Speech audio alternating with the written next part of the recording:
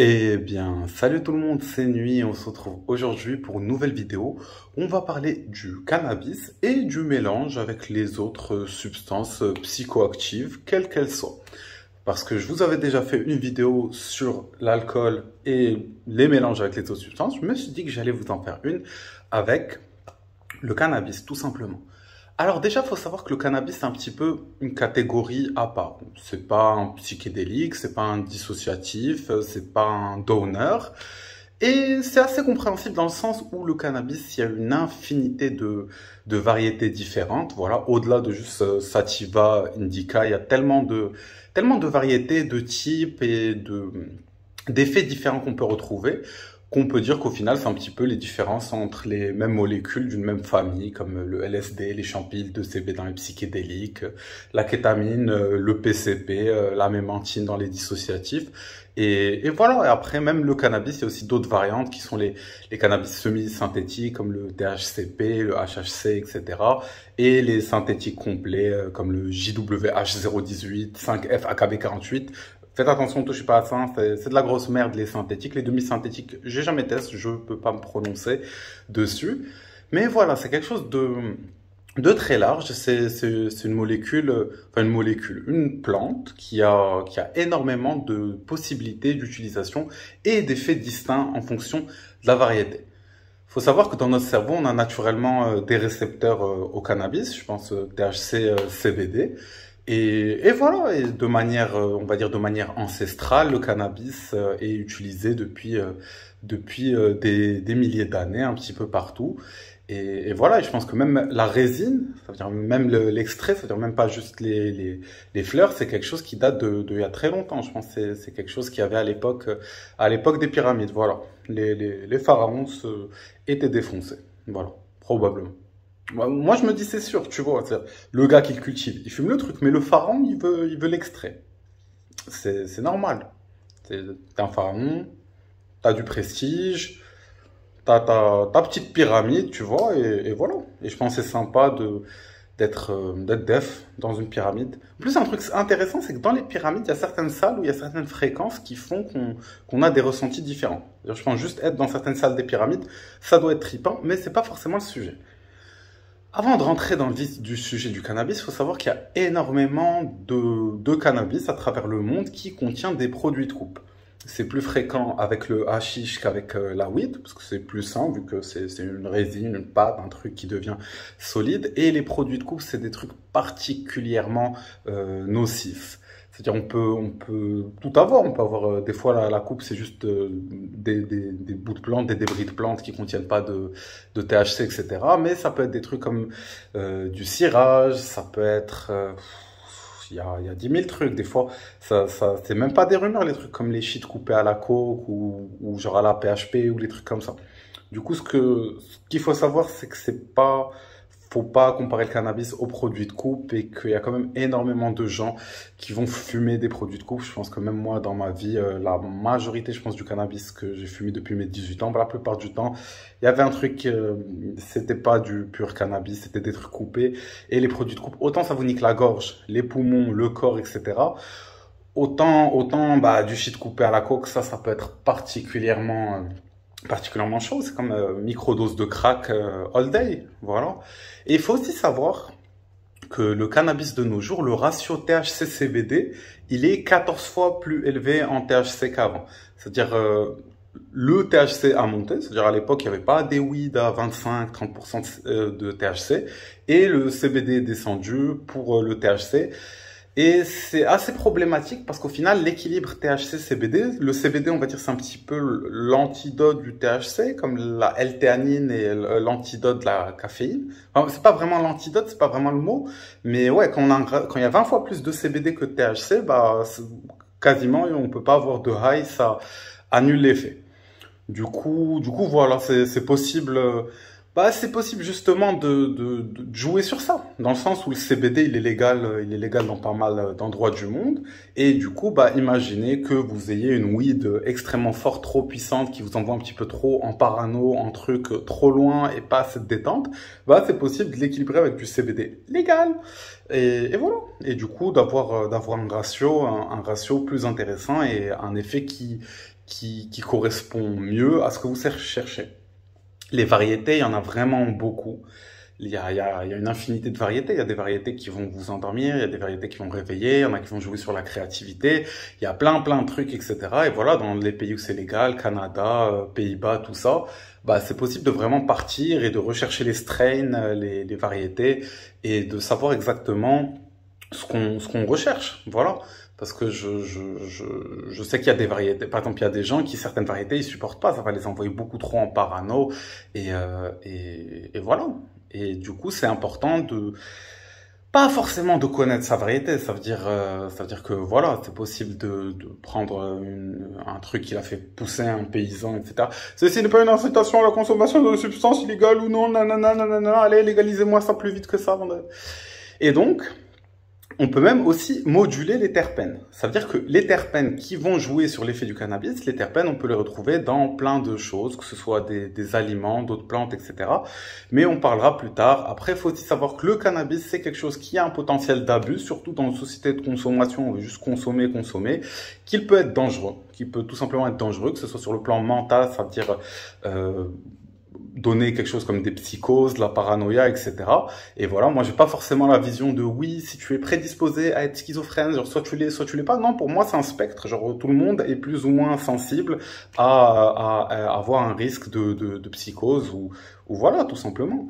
Et il y a aussi le risque addictif. Même si je pense que le risque addictif, il vient quand même du fait que la majorité des gens, ils mélangent le cannabis à la clope, et ça c'est merdique, c'est vraiment une idée de merde, parce que la clope en elle-même c'est un truc qui contient des produits de coupe, enfin bref, j'ai fait des vidéos dessus et tout, mais concrètement la cigarette, il y a quand même dedans, un des produits qu'il y a dedans, c'est le truc qu'ils mettaient dans les chambres à gaz pour voilà, Auschwitz, tout ça. Et voilà, et le côté addictif, même avec une weed qui n'a pas de produit de coupe, etc., on peut tomber accro, comme au final avec quasiment toutes les substances, je pense, le potentiel addictif.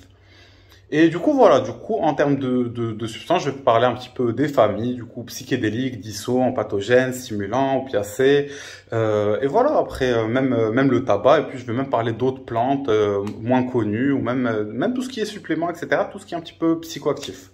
Voilà, c'est ça l'idée. Alors, les psychédéliques, pour commencer, je vais pas en parler beaucoup parce que j'ai déjà fait une vidéo sur juste les psychédéliques et le cannabis. Mais voilà, pour dire rapidement, c'est quelque chose qui est quand même risqué, qui comporte des risques. Voilà, je pense que les études ont montré que 83% des psychoses au LSD, le cannabis était dans l'équation. En termes d'effet, ça joue énormément sur les visuels. Ça, c'est un truc qui, moi, personnellement, m'avait vraiment surpris. C'est que le cannabis peut booster les visuels d'un trip psychédélique, mais de manière incroyable. Je me rappelle un trip où j'avais pris 100 microgrammes, où je me disais, ah, ça va, pour 100 microgrammes, j'ai pas trop de visuels. J'ai le lit qui fait des petites vagues, j'ai les couleurs assez fortes, des petites déformations, mais rien de fou. Et une pote à moi, elle s'est amusée à rouler un pet où il y avait, je pense, quasiment 1 gramme de shit. Et quand je l'ai fumé, je pense qu'elle voulait me faire un prank. Heureusement que j'ai pas badé, mais évitez de faire ce genre de prank, hein. Quand je l'ai fumé, les visuels, ils étaient incroyables. Mon pote, sa tête, elle se transformait. Je lui dis, frère, je vois tous les Arabes que j'ai vu dans ma vie, tout simplement. Voilà. Genre, je lui dis, mais frère, t'as en même temps la tête de mon prof de maths. 2 secondes après, t'as la tête de l'épicier. Genre, comment tu fais ça? Comment le fais-tu? Et voilà, ça joue vraiment beaucoup sur les visuels, au point que ça peut être flippant. Au point que ça peut être flippant. Je me rappelle des fois, j'avais tellement de visuels, je me dis, mais je peux pas gérer, je comprends même pas ma réalité, il m'arrive quelque chose, comment je réagis.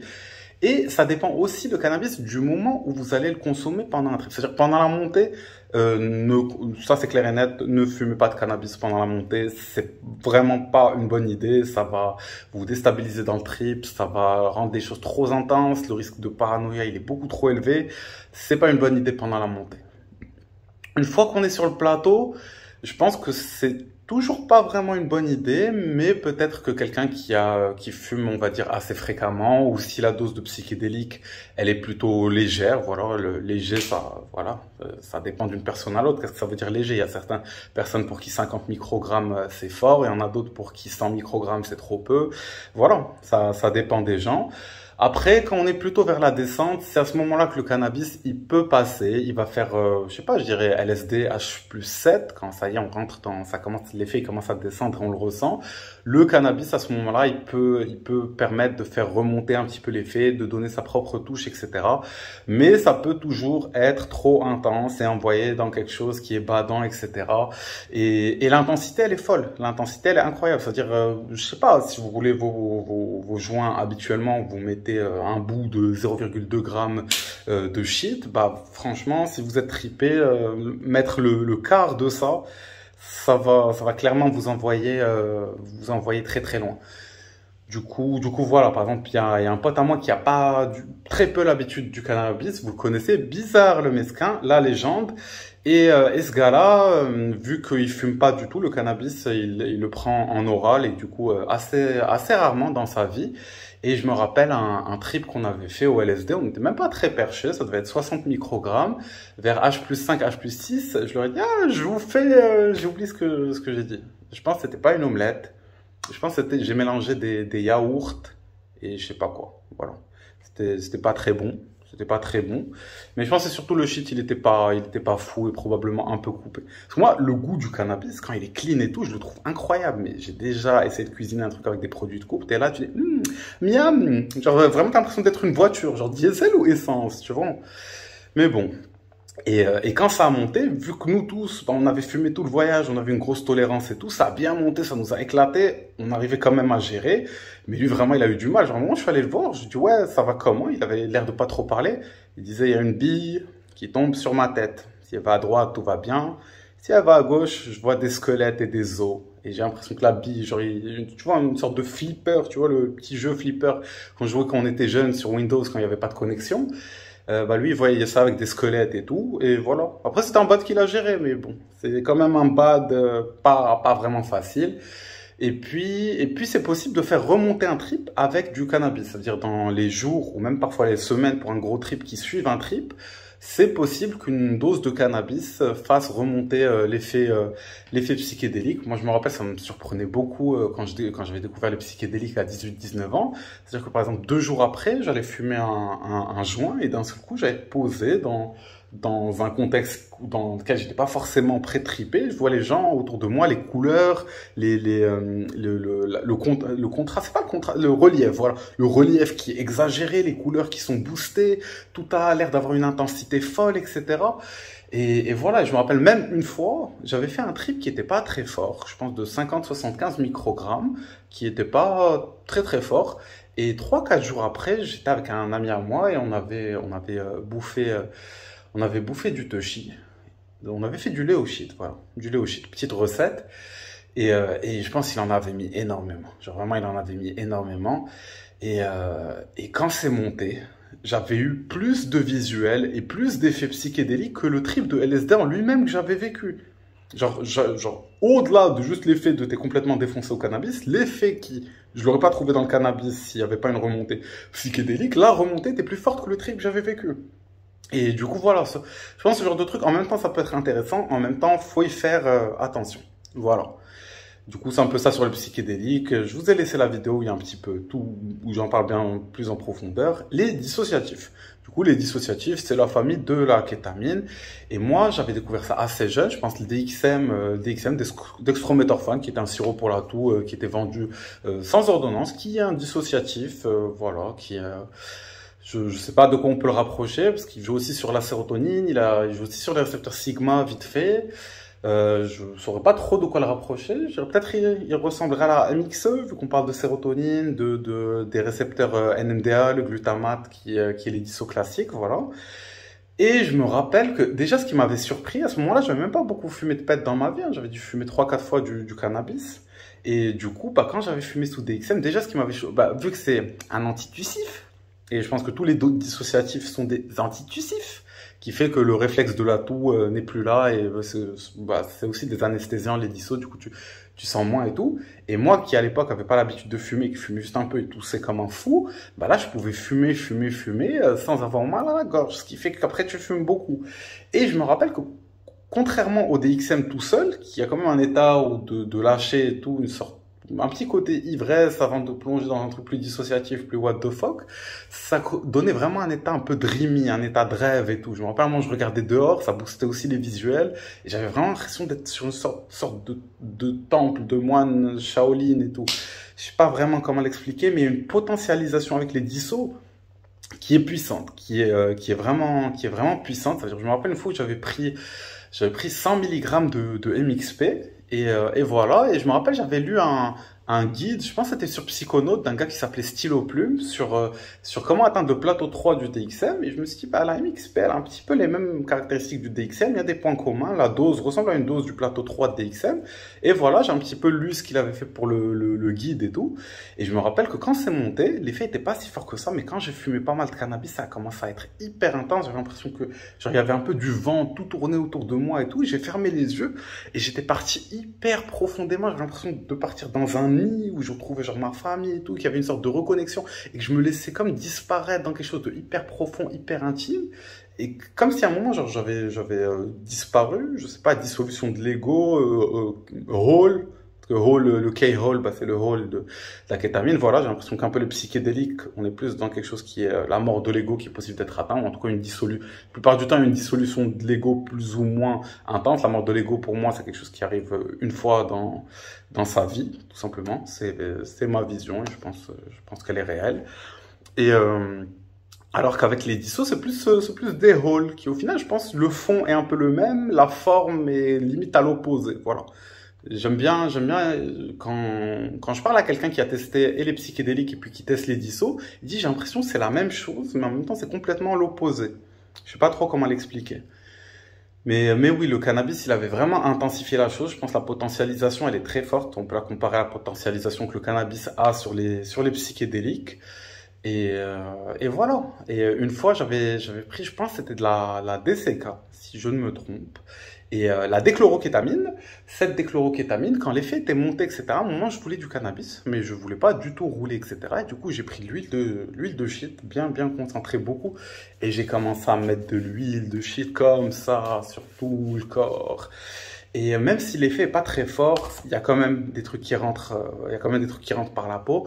Et c'est hyper physique comme effet. Et du coup, avec la dissociation, où j'ai l'impression que mon corps, c'est pas mon corps, mais en même temps, je ressens une détente physique incroyable, un effet de cannabis assez doux, tu vois. Je me dis peut-être théoriquement qu'il y a plus de CBD qui rentre que THC par la peau. Je sais pas si cette théorie est vraie, c'est juste une théorie que je viens d'avoir, voilà. Mais j'avais l'impression de fondre, genre j'avais vraiment l'impression de fondre. Genre le côté DCK, il était très genre lâché, mécanique. Je sais pas comment expliquer, mais vraiment quand le cannabis est venu, ça a vraiment fait quelque chose de genre je fonds. Et voilà. Moi à ce moment-là, j'avais beaucoup apprécié, mais faut savoir que bah il y a quand même des risques dans le sens où les dissociatifs c'est quelque chose qui peut trigger de la mania, un état maniaque. Voilà. Aussi, je pense qu'il y a un risque d'état psychotique. Je pense que justement, on peut dire que les dissociatifs, ça va de la kétamine au PCP. Voilà, je pense que c'est Hamilton Morris, je pense si je me trompe pas de nom, qui parlait ça et que entre la kétamine et le PCP, justement, la kétamine c'est le truc qui est un petit peu le plus stable et le PCP, c'est vraiment, prenez pas du PCP, c'est vraiment un truc t'es quasiment sûr de partir en cacahuète. Et du coup, toutes les molécules sont dans cette range. Et du coup, bah, les plus risqués, c'est les trucs, à mon avis, 3-méo, PCP, PCE, etc. Et les trucs plus proches de la kétamine sont moins risqués, le risque de mania, etc. Et franchement, vous n'avez pas envie de vous retrouver dans un truc risqué. C'est-à-dire, je connaissais quelqu'un qui était en complet délire, je pense avec de la 3-méo, PCP ou voilà, un truc comme ça. Et il était dans la rue, il courait, etc. Il s'est fait rentrer dedans par une voiture et voilà, il a dû enfin bref, c'est pas cool de se faire rentrer dedans par une voiture. Et voilà, et c'est quelque chose qui peut être vraiment... En tout cas, moi, c'est des molécules que que j'ai jamais explorées, qui me font un peu peur. Tout ce qui est dans la zone du PCP. Et je pense que vraiment, ces molécules-là, le cannabis, c'est quelque chose à pas rajouter sur un truc qui de base est en maniaque, tu vois. Alors que sur les trucs un peu plus comme la kétamine, je pense qu'on peut avoir une potentialisation sans que le risque soit aussi élevé. Voilà. Et avec un autre disso, la mémantine, je me demande si vous êtes curieux, je ferai une vidéo sur la mémantine. La mémantine, c'est un dissociatif qui n'est pas une arylcyclohexamine comme la majorité des dissociatifs, mais je pense que c'est une adamantine, je pense, ou une amantadine. J'ai pas vraiment le mot, il y a un petit truc que je confonds. Et c'est un dissociatif qui va durer de 20 heures à 36 heures avec une sorte de descente d'afterglow. T'es encore dissocié pendant une semaine, c'est un truc pas forcément intense, mais long. Et je me rappelle que j'avais fumé du cannabis en fin trip, c'est-à-dire H+24, le lendemain de la prise. C'est drôle, un truc qui dure aussi longtemps. Et le cannabis, il m'avait bien fait remonter les effets dissociatifs en donnant sa propre touche. C'est à peu près ça qui fait le cannabis. Il donne sa propre touche, mais en même temps, il fait remonter l'effet de l'autre molécule que tu peux prendre. Et des fois, la remontée, elle est tellement intense que tu peux pas gérer après le petit côté du cannabis. Voilà. Et il faut faire gaffe aussi parce que le cannabis, c'est quelque chose qui, dans l'abus, ça peut jouer, au-delà des psychoses et tout, sur des trucs qui sont la dépersonnalisation et la déréalisation, qui sont des états où on a l'impression de pas vraiment être soi-même, on a l'impression que sa vie, elle est filmée à travers une vieille caméra, que c'est pas vraiment réel ce qu'on vit. Et vu que même l'abus des dissociatifs, il peut faire ça, parce que, étonnamment, j'ai l'impression qu'il y a plus de gens qui abusent des dissos que les psychédéliques. J'ai l'impression que les psychédéliques, il y a un peu un truc qui freine les gens à trop abuser, même s'il y en a qui en abusent. J'ai l'impression que les dissos, il y a quand même des gens qui peuvent se retrouver à être des dissoheads, ça s'appelle, voilà. Des dissoheads, des gens qui vont consommer énormément de dissociatifs quasiment tous les jours, ce qui est vraiment pas bien, que ce soit sur le plan physique pour les reins ou que ce soit sur le plan mental pour des choses comme de la dépersonnalisation, de la déréalisation. Et moi, j'avais eu ça vers 18 ans parce que le DXM, à un moment, voilà, je lisais sur Psychonautes qui disait ouais, la loi de une semaine par plateau et tout. Et moi, je me suis dit, ok, du coup, je tapais un plateau toutes les 2 semaines. Et au bout d'un moment, j'ai commencé à faire de la dépersonnalisation, de la déréalisation. Ça a duré, je pense, quelques semaines ou même quelques mois. Et du coup, et voilà. Et c'était pas forcément agréable à vivre. Et maintenant, avec du recul, je me rends compte que ça va. Genre, c'était pas si chiant que ça, mais voilà. Quand tu vis une dépersonnalisation, une déréalisation, ça peut être pas facile. Surtout moi, j'avais 18 ans et tout. Et voilà. Du coup, c'est quelque chose, faut faire gaffe, faut pas en abuser. Pour moi, les dissociatifs, ça reste quelque chose à quand même assez bien espacé. Mais bon, c'est pas le sujet. On passe aux empatogènes. Empatogènes, la famille de la MDMA. Du coup, il y a d'autres choses que la MDMA dans les empatogènes. Il y en a d'autres que moi, personnellement, je préfère, même s'ils sont moins étudiés, qui sont par exemple le 5-APB, ou le 5-MAPB, le 6-APB. Et je trouve que c'est des molécules qui sont, on va dire, déjà le fait qu'elles durent plus longtemps et qu'elles soient moins stimulantes, je trouve que c'est plus possible de partir dans quelque chose de thérapeutique. Et moi, le récréatif, en tout cas, en ce moment de ma vie, je pense que j'ai assez exploré le côté récréatif mes premières années, qu'actuellement, c'est pas quelque chose que je recherche. Faut savoir que le truc des remontées, déjà pour parler des remontées, pour les empathos, c'est un petit peu l'inverse. Ça veut dire que les jours qui suivent les empathos, l'effet du cannabis est beaucoup moins fort et que voilà, et ça peut être assez surprenant dans le sens où les jours qui suivent voilà, une prise de MDMA par exemple, on peut fumer 3 fois plus et avoir moins d'effet que ce qu'on fumait avant. Et du coup, moi je pense que pendant l'effet, le cannabis n'est pas vraiment intéressant. C'est-à-dire pendant l'effet où ça monte et tout, je vois pas vraiment quel intérêt ça peut avoir parce que l'effet de l'empatho lui-même a quelque chose dans lequel je trouve le cannabis n'a pas vraiment sa place.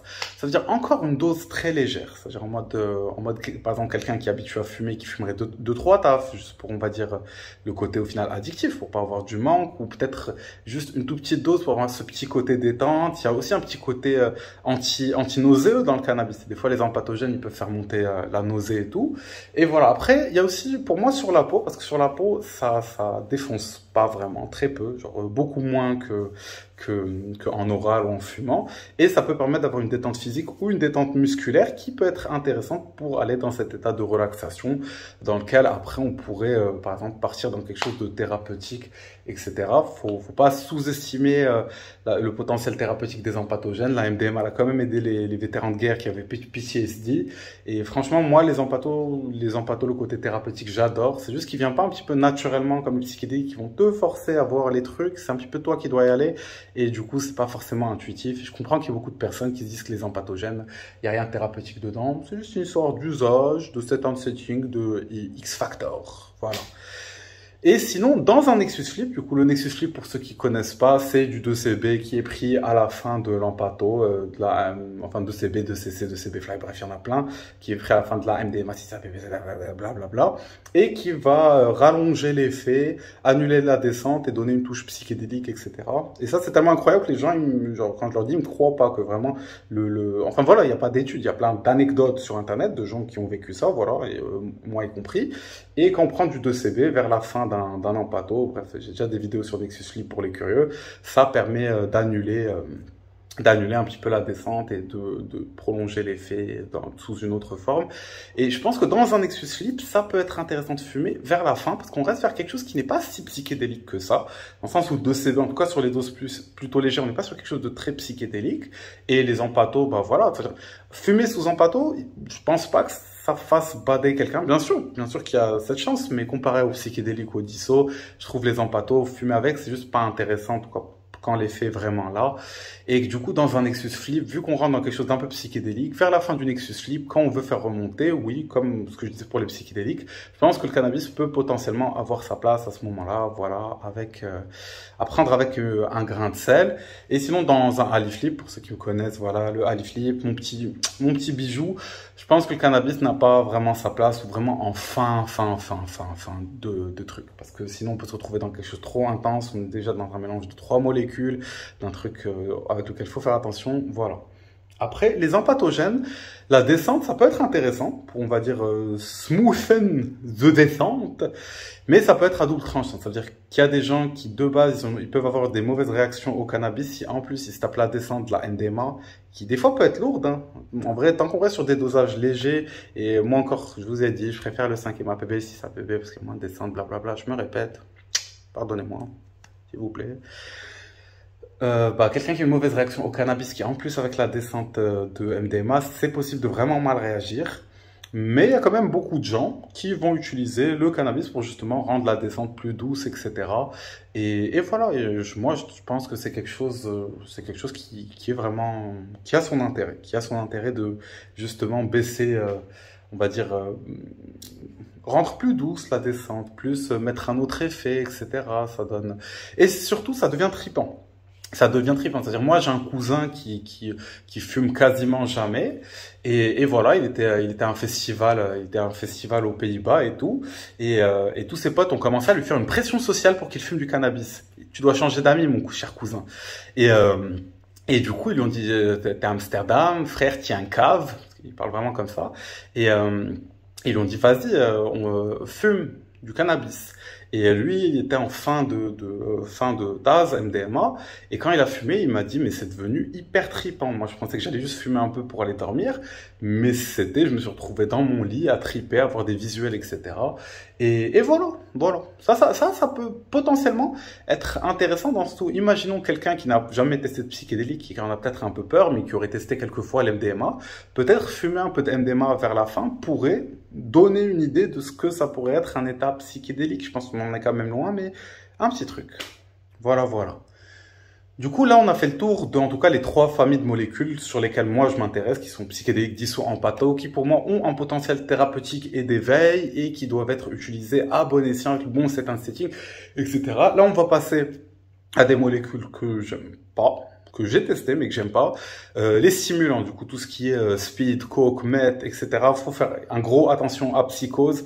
Il y a plein de gens chez qui la psychose, ça vient d'un abus de stimulants, et le cannabis, c'est vraiment la goutte d'eau qui fait déborder le vase. Et en soi, c'est assez contre-productif. Tu prends un truc pour te réveiller, etc. Après, tu vas fumer du cannabis, qui en général, c'est un truc assez calmant. Il n'y a pas vraiment d'intérêt. C'est pas agréable parce que tu as la stimulation qui fait que tu peux pas apprécier l'effet du cannabis.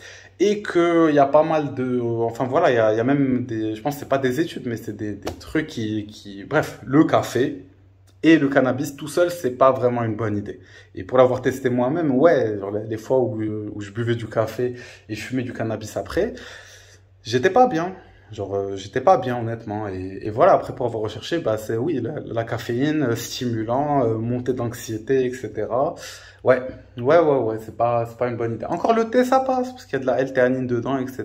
Je me fume un thé et un thé, ça passe, à la limite. Mais voilà, je pense avec les stimulants, c'est vraiment, vraiment une mauvaise idée. Moi, de base, je suis contre les stimulants. Je pense que ça sert à rien.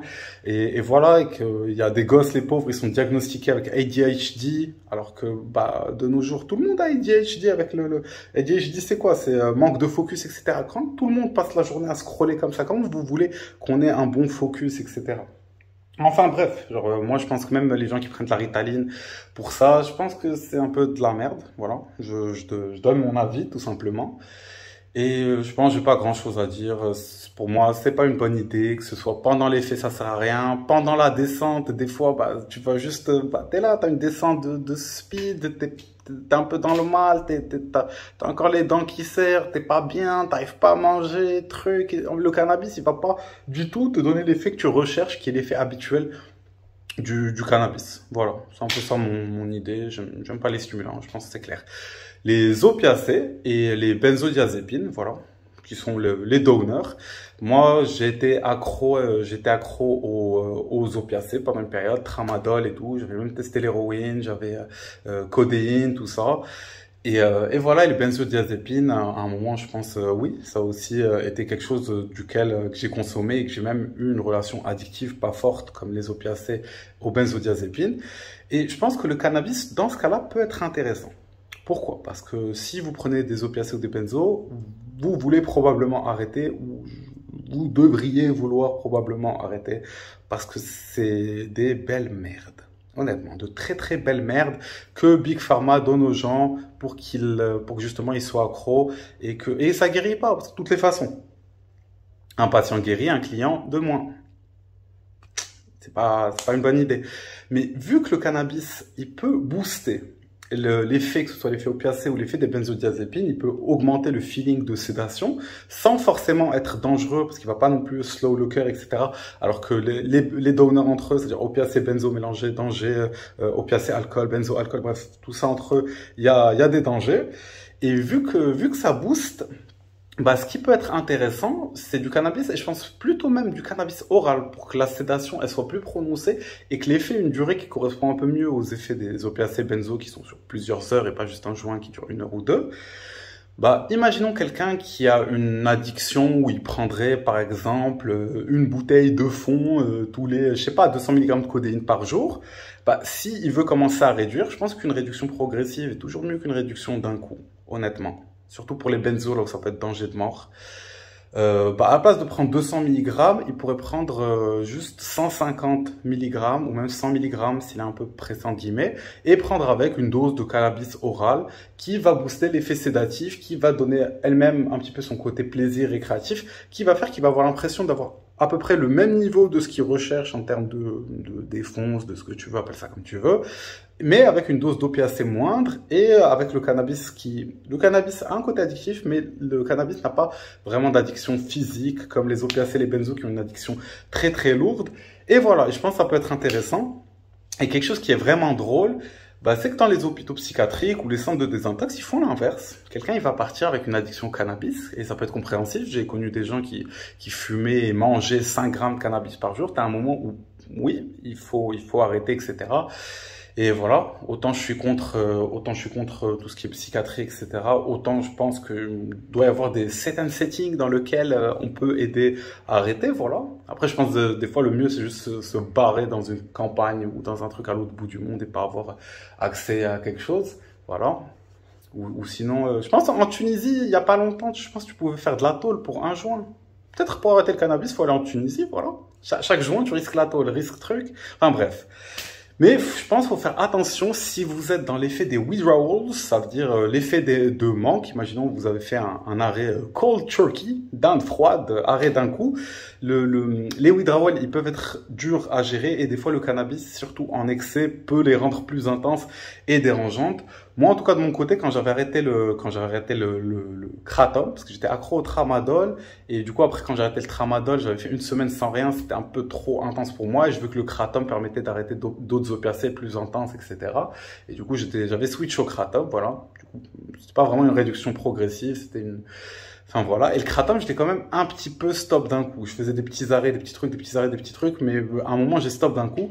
Et je pense que le cannabis m'a quand même beaucoup aidé dans la période des quelques semaines, quelques mois qui ont suivi voilà, à gérer tout ce manque.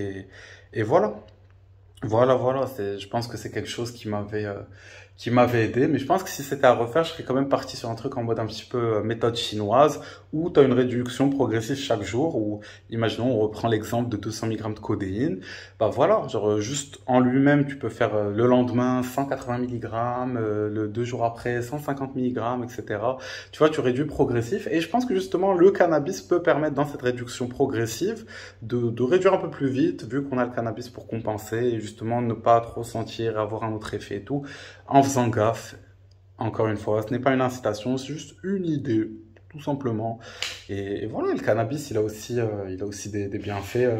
Il y a des gens, le cannabis, c'est l'antidouleur qui marche pour eux. Alors que commencer à prendre un opiacé pour antidouleur, tu vas passer, tu as une petite douleur au dos, truc, tu vas commencer par un petit 50 mg de tramadol, tu vas te retrouver quelques années plus tard à taper des 800 mg. Et voilà. Et ça, je vous dis que vraiment, l'addiction aux opiacés, je connaissais une fille qui montait jusqu'à 2400 mg de codéine. C'est même pas, imagine, genre, tu vois ce que je veux dire, genre, si elle faisait ça en sirop, elle aurait tellement de bouteilles que j'ai pas de chute. Pas de chute, vraiment, tellement de bouteilles j'ai vraiment pas de chute. D'habitude, j'ai des chutes, non? Voilà. Mais maintenant, peut-être j'aurai des chutes de cheveux, je vais avoir une calvitie. Je sais pas, vous m'aimerez toujours si j'ai une calvitie? Ouais, au final, j'ai trouvé une chute qui n'est pas vraiment adaptée à la situation. Mais on fait comme on peut. Et sinon, bah, je pense qu'on a fait un peu le tour des substances principales. Et maintenant, je veux parler de la cigarette et du tabac. Du coup, la cigarette et le tabac, il faut savoir que c'est deux choses différentes. Parce que le tabac, c'est ça, frère. Ça, c'est une feuille de tabac, c'est le truc naturel. C'est, tu plantes une graine dans la terre, ça sort comme toutes les plantes. Mais quand tu as un truc dans lequel tu as 700 additifs, genre 700 additifs, je trouve que c'est un petit peu élevé. Un petit peu élevé, surtout qu'ils mettent un petit peu tout et n'importe quoi. Voilà, genre j'ai fait une vidéo sur tous les additifs. Je l'ai appelé, j'ai fumé de l'anus de castor, parce qu'il y a vraiment de l'anus de castor dans la cigarette, c'est pas une blague, du castor. C'est un truc, une glande qui est à côté de l'anus du castor, il y en a dans la cigarette, parce que c'est un côté addictif, etc. Et bon, pour moi la cigarette, c'est de la merde, c'est du putain de poison, c'est vraiment, c'est la merde de ce monde, vraiment. Genre, toutes les merdes, tous les trucs, on te les met, on te rend plus accro, on te pourrit la santé à un point où c'est impossible. C'est-à-dire, moi, le tabac naturel, les feuilles de tabac, c'est un truc que je fume assez fréquemment, avec lequel j'ai pas de soucis. Mais la cigarette, je vous promets que vraiment, je peux pas rester à 5 mètres de quelqu'un qui fume. Genre, vraiment, je ne peux pas. Je n'ai pas cette capacité, je me sens mal, je suis pas bien.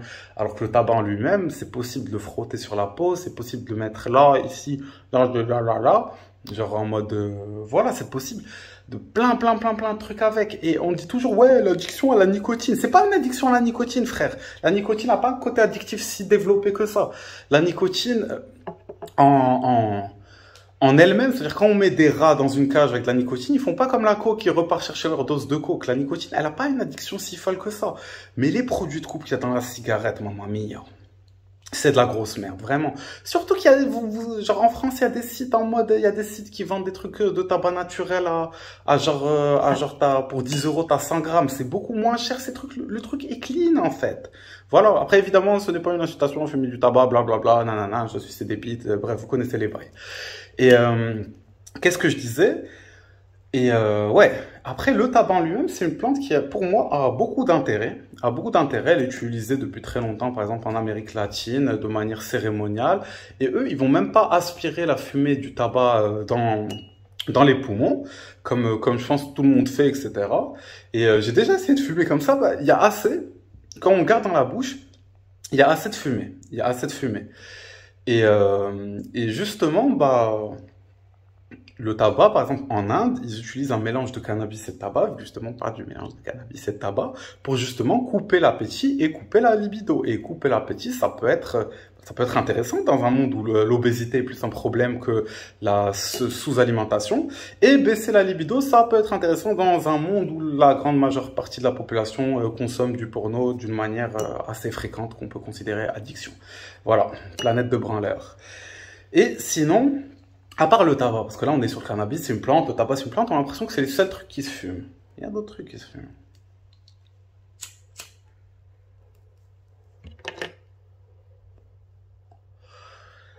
Par exemple, là, il n'y a pas de weed. Il y a du tabac, comme je vous ai montré. J'aime bien le tabac, mais le tabac, il représenterait, je pense, 10% de ce qu'il y a là-dedans. Le truc, c'est quoi? C'est qu'au final, il y a tellement de plantes qui peuvent se fumer, tellement de plantes qui ont un effet psychoactif. Et pas forcément un effet psychoactif qui serait dans la force ou dans l'intensité. Mais par exemple, juste des trucs random. Genre, par exemple, la Calea zacatequiqui, c'est une herbe à rêve qui a un effet assez rêvant. C'est-à-dire, la première fois où je les teste, j'avais mis quand même pas une bonne dose. Et c'est un effet où vraiment, tu as l'impression d'être dans un rêve. Je me rappelle le lendemain, quand je m'étais réveillé, j'ai vraiment les souvenirs de la veille, j'ai l'impression que c'était mon rêve et tout. Et voilà, après il y a une autre, c'est la clip d'Aga, Leonotis leonorus, de son nom scientifique. Et voilà, c'est un truc comme ça qui est un peu rouge et tout. Et ce truc-là, il a un effet proche du cannabis. Ça veut dire il a l'effet physique de la relaxation du cannabis et tout. Mais mentalement, il n'a pas la désorientation du cannabis et tout. Il a juste une petite relaxation. Et ces substances-là ont un effet intéressant en elles-mêmes. Et quand on parle du cannabis, moi déjà, le cannabis, c'est pas une substance à utiliser de manière chronique tous les jours, etc. C'est une substance avec laquelle il faut faire attention et prendre du recul. Mais je pense qu'il y a d'autres plantes qui peuvent être fumées plus fréquemment, comme la damiana ou je sais pas quoi. Il y a plein de plantes. Il y a le lotus bleu qui lui-même est un antipsychotique, qui a un effet antipsychotique intéressant. C'est-à-dire le lotus bleu, c'est quelque chose de stabilisant. Je pense même la camomille, elle endort et tout. J'ai une vidéo où je fumais, j'ai pris une bouteille, j'ai fumé de la camomille dessus et tout. Et voilà. Et il y a plein de plantes à explorer. Et voilà, juste par exemple, là, je me suis fait un mélange. Voilà, je vais en parler rapidement de mon mélange. Il y a quoi? Il y a il y a du romarin, il y a de l'eucalyptus qui permet de déboucher les poumons. Il y a de la lavande, voilà, pour le côté relaxant. Il y a quoi? Il y a du passiflore. Le passiflore, c'est une plante vraiment intéressante. Elle a un petit rail, un petit effet à elle, etc. Il y a quoi d'autre là-dedans? Ouais, voilà, je pense que j'ai aussi mis du tabac, mais du coup, pas de la clope. Vous comprenez que pour moi, c'est pas la même chose. Et puis, il y a de la sauge, voilà. La sauge, c'est intéressant. Par exemple, pour les femmes, c'est hyper bien pour les hormones. Surtout, on est dans un monde où, que ce soit les hommes et les femmes, on a tous les hormones un petit peu niquées. Et voilà, dans ce monde qui essaie un petit peu Bref, je suis pas là pour faire de la politique. Je suis sûr qu'il y a d'autres trucs là-dedans. Ah voilà, il y a de la marjolaine. Ouais, la camomille, je pense, je l'ai déjà dit. Et je pense que j'ai même rajouté des trucs, genre un petit peu en mode épice, genre de la valériane, de la ashwagandha, du curcuma, du poivre noir, du gingembre. Mais voilà, c'est en mini pointe et tout. Et après, je mets une petite goutte de miel, genre avec un peu d'eau avant de faire sécher. Comme ça, c'est un petit goût sucré. Voilà. Et ça, voilà, franchement, dites-vous, genre, je fais ça moi-même.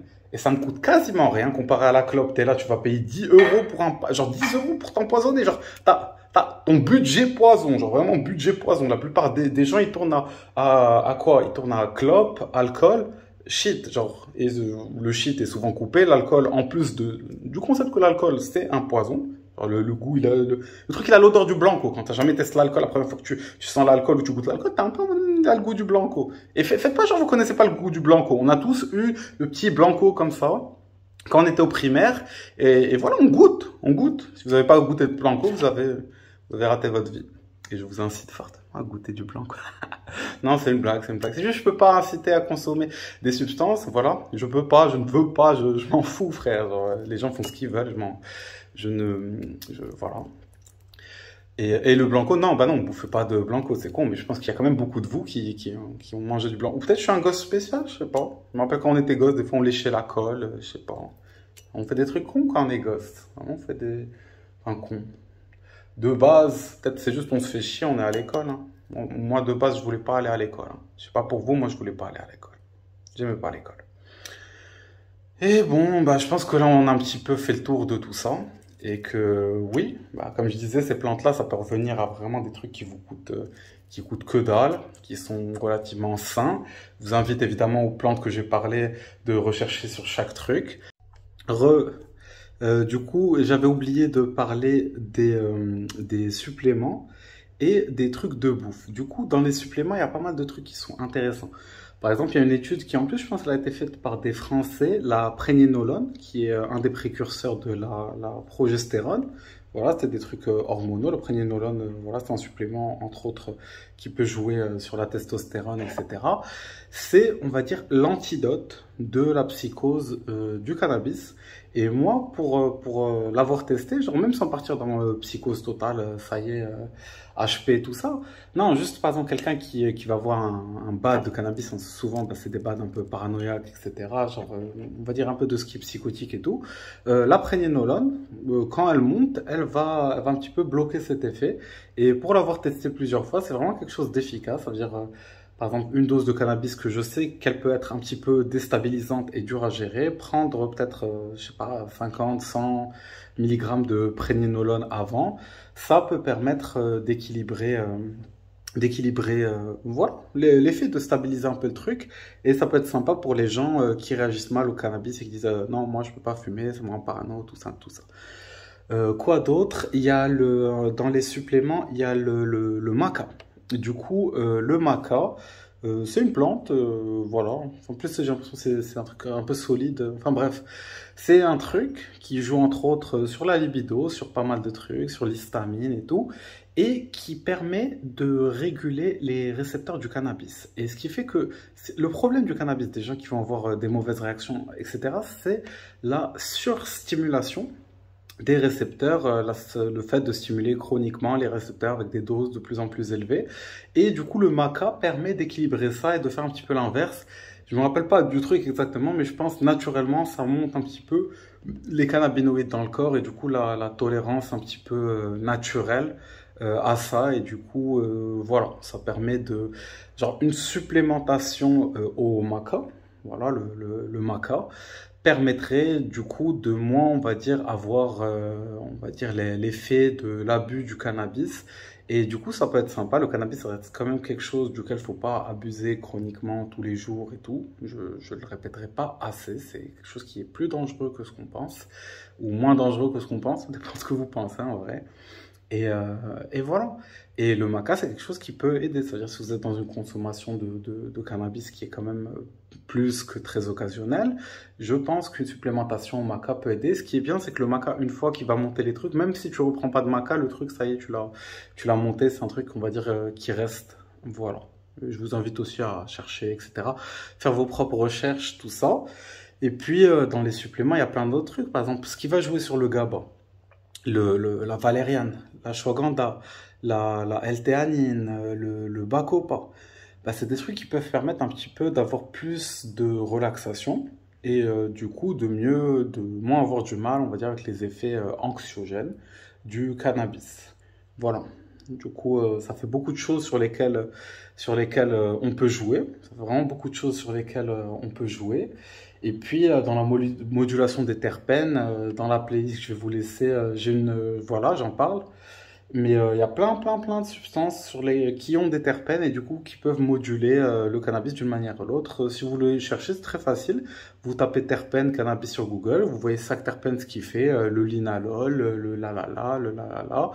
Et voilà, après vous cherchez, vous tapez le nom du terpène et vous dire quels aliments, quelles plantes contiennent ce truc. Et par exemple la cardamome, elle peut modifier d'une certaine manière l'effet du cannabis. Le curcuma, j'ai oublié sa fonction, mais il a un truc qui va jouer positivement sur le cannabis. Je ne me rappelle pas exactement. Je sais que par exemple aussi le curcuma, pour un trip psychédélique, champé, LSD et tout, il permet d'orienter l'expérience vers quelque chose de plus introspectif. Et voilà, et dans tout ça, il y a plein de trucs qui peuvent être intéressants. Il y a des plantes qui sont des antipsychotiques naturels, parce que voilà, à l'époque, les gens, ils étaient pas sous Seroquel, ils étaient pas sous je sais pas quoi, aripiprazole, truc je sais pas quoi.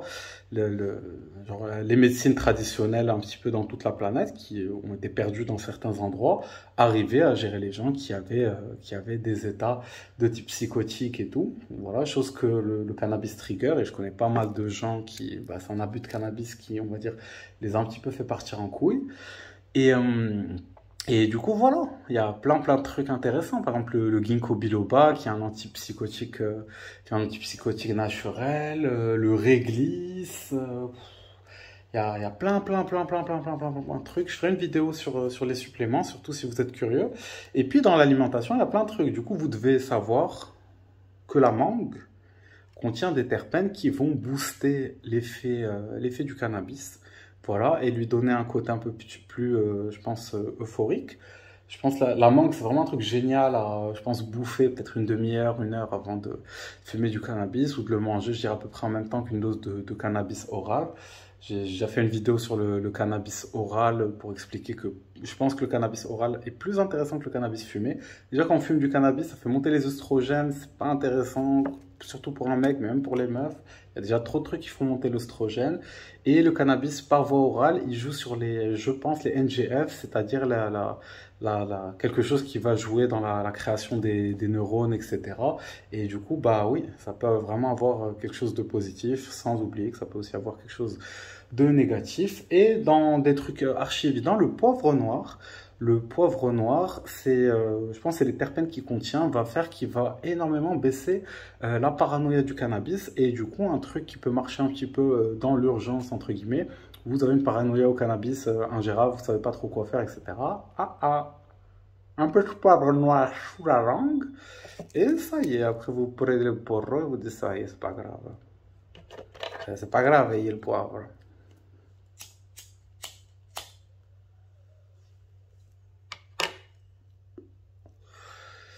Et voilà, et quand je parlais des trucs du récepteur GABA au début, parce que je connais des gens qui, par exemple, ils vont pas fumer souvent, mais vu que le cannabis les rend très anxiogènes et tout, ils vont prendre un truc genre un demi-lysanxien, un demi-benzo, en train du cannabis. Et les benzos, c'est tellement de la merde, ces trucs. Genre, honnêtement, mon point de vue personnel, que voilà, il y a tellement de plantes qui peuvent jouer sur le GABA, genre, voilà, l'ashwagandha, hein, vous commencez à taper des grosses doses d'ashwagandha, hein, c'est relaxant ça, voilà.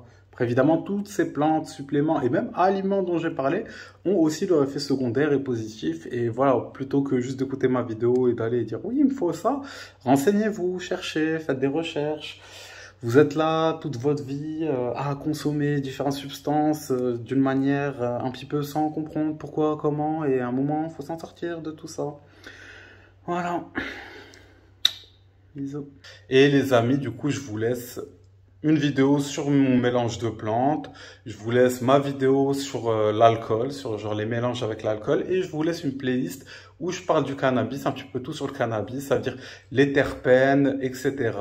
Et voilà. C'est tout pour moi.